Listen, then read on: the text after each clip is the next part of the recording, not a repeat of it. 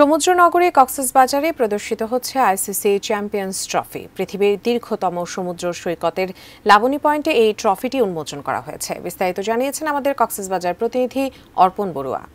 2025-এর ফেব্রুয়ারি এবং মার্চে পাকিস্তানে অনুষ্ঠিত হতে যাওয়া আইসিসি মেন্স চ্যাম্পিয়ন ট্রফি আজকে কক্সবাজার সমুদ্র সৈকতে উন্মোচন করা হচ্ছে। এই মুহূর্তে আমি সৈকতের লাবণী পয়েন্টে রয়েছে।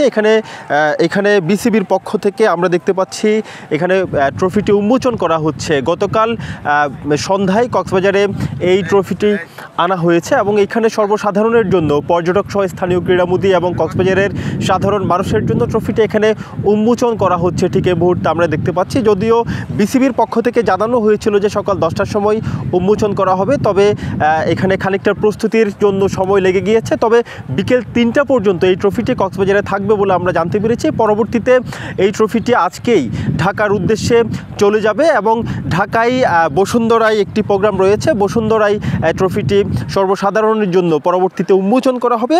এবং মূলত জানিয়ে রাখতে চাই, বাংলাদেশ হচ্ছে আইসিসি মেন্স চ্যাম্পিয়ন্স যে টুর্নামেন্টটি পাকিস্তানে অনুষ্ঠিত হতে যাচ্ছে, সেই টুর্নামেন্টে অংশগ্রহণকারী দল।